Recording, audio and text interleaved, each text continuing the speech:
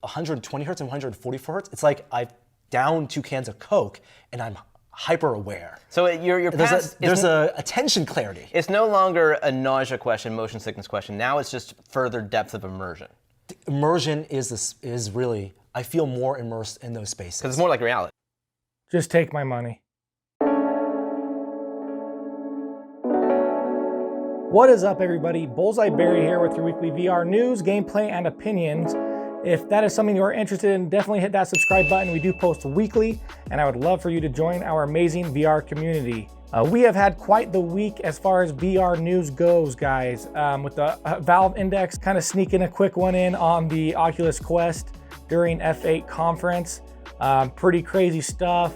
I don't mind it personally. I think I've been more excited for the Index than I have the Quest. I did pre-order a Quest as well, so don't think I'm hating. I definitely am excited for the Quest. As far as the upgrade I've been wanting, I think the Index is it, and I cannot wait for it. I kind of wanted to share my opinion with those of you who are looking for a PC-powered headset and really want to kind of push you towards looking into the Valve Index and why I think it's going to be the decision you're going to be happier with in the long run. I'm not discrediting the Rift S or any other headset you end up deciding to go with. But as far as a PC-powered headset, even though this one is obviously quite a bit more money, you're gonna have to have sensors.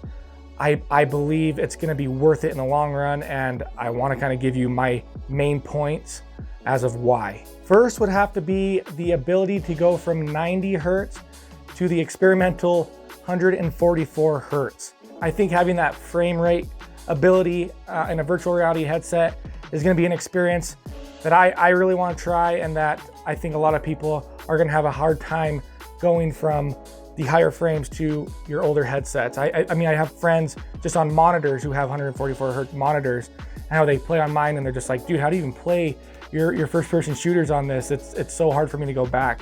And I can't really give an opinion because I've never tried it. Again, from the excitement Norman had as he was talking about it, and especially the higher frames and how much more immersive it was, and how it was so one-to-one and quick and clear, really makes me super excited to try that out. On top of that, you're gonna be getting a 1440 by 1600 resolution, which is awesome, and also 20 degrees more field of view than your current HTC Vive headset. I know a lot of you are familiar with the Pimax. I've been really wanting to experience it myself. Just the excitement, a lot of people who have experienced it explain the experience they have with the wider field of view and how much more immersive it is, and how that's the future of VR.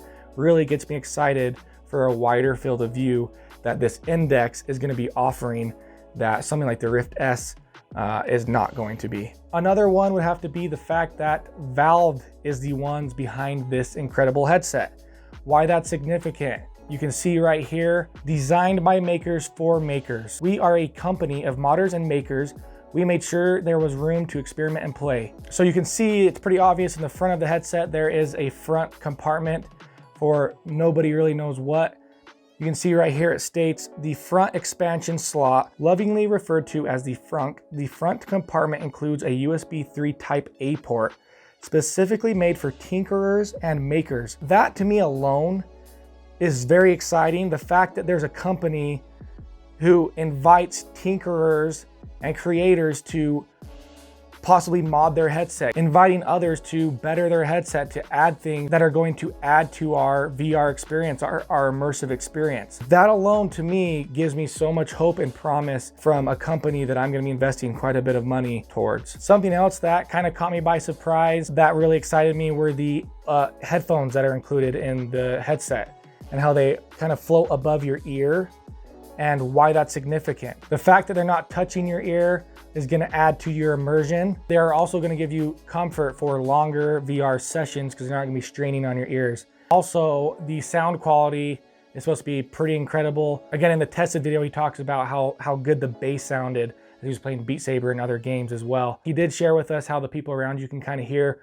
what you are playing and what you are doing. So for those of you who are wanting to get a VR headset for other personal reasons, the Rift S might be the one you want.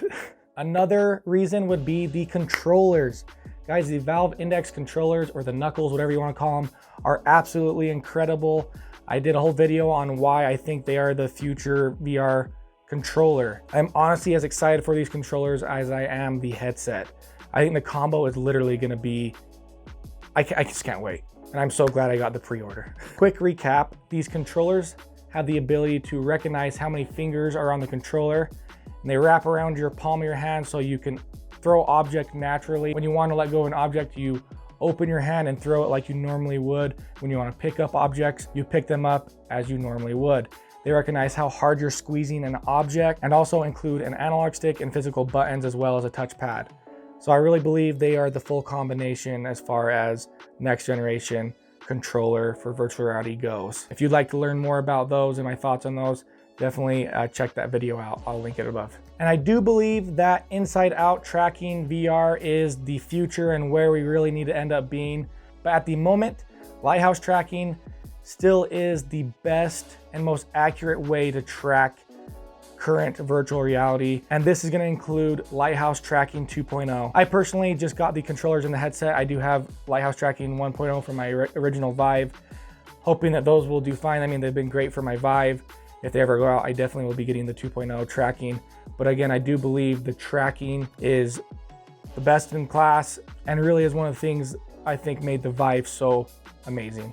I know I didn't get too much into the specs of the Index. That's because I'm going to link all the information in the description below where you can really check out all the specifications and everything that this headset and these controllers and Lighthouses are going to offer more in detail. Again, I'm not saying all the other headsets are bad or you're dumb if you invest in any of those things, but I do believe it's worth the extra money to invest in the Index as far as future-proofing yourself and really taking advantage of a PC-powered headset. I do believe you're going to find maximum immersion and enjoyment with this combination of headset and controllers. Again, this is my opinion and wanted to share that with you. I hope this video helped with any questions you had about possibly which headset to get as far as PC powered goes. If you enjoyed the video, please hit that like button. And if you enjoy virtual reality content, I do post every week and would love for you to join our community. Definitely hit that subscribe button and I'd love to see you in the future. Let me know what your thoughts are on the Valve Index